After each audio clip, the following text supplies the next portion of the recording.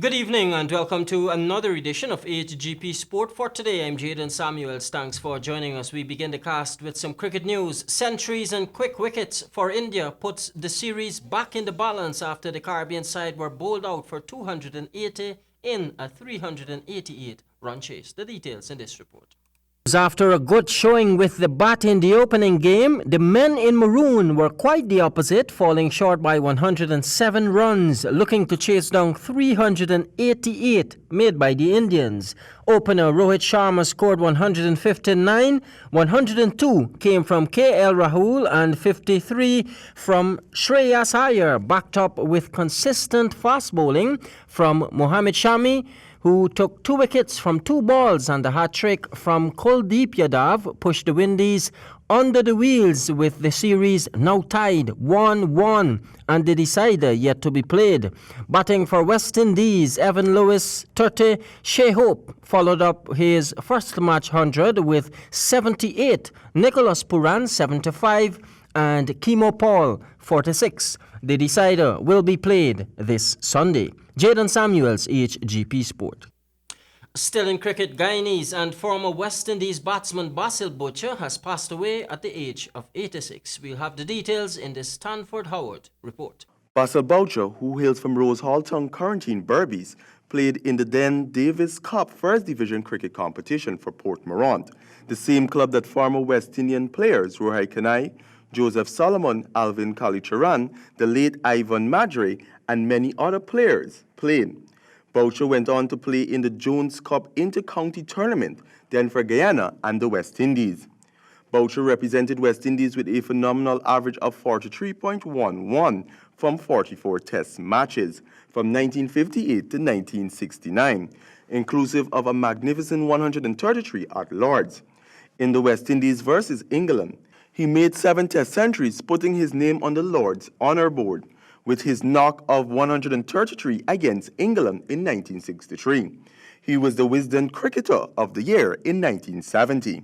After his playing days, Basil Boucher went on to work for the local company of Alcan, Demerara Bauxite Company, which was located in the Upper Demerara at Mackenzie. There he had the responsibility to develop cricket in the community, with the first national representative from Linden coming up under his tutelage, including names such as Vibert Jocelyn and Dr. Vincent Adams. Their participation became more easily possible through efforts spearheaded by Boucher, Upper Demerara's involvement in White Cup, North Court, and Case Cup tournaments. In addition, recognition must be given to his contribution to the other cultural development activities, such as the role he played on the Cultural Committee, which helped to create Mashamani. For HGP Sport, I am Stanford Howard. More cricket news. West Indies women's captain Stephanie Taylor has been listed in the ICC's 2019 Women's One Day International Team of the Year.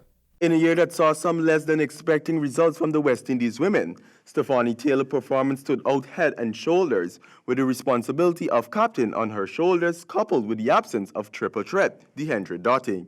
Stephanie tapped into her unwavering work ethic to earn her place among the best ODI players of 2019, amassing 472 runs across 11 innings. Taylor is also listed second place in the ICC Women's ODI Players ranking for both batting and all-rounders. Back in October 2019, Taylor came agonizingly close to a 6th ODI century in the first ODI match in Antigua against the visiting Indian women, when she was caught on 94. This was followed by an unbeaten 79 in the third match of the series in a fighting effort to anchor the innings for her team. The leading run scorer in West Indies women's cricket history, second on the all-time run scorers in women's T20 international cricket, and 5th all-time in women's ODI cricket. Stephanie continues to play with vigor and commitment that has put her on a blazing trail to become a legend of the women's game. Next up for Captain Taylor is the ICC Women's T20 World Cup in Australia next year, a country that she's familiar with as she has played in the Women's Big Bash League for the last 5 seasons.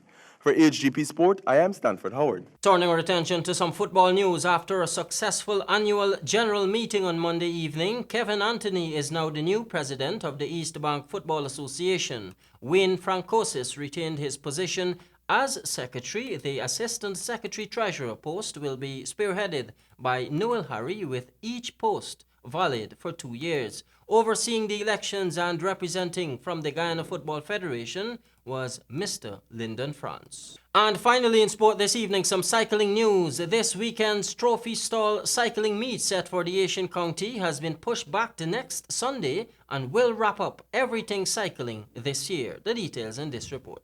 The highly anticipated 40 miles of intense rivalry in the Asian County was shifted to next Sunday, according to the organizers, due to unforeseen circumstances.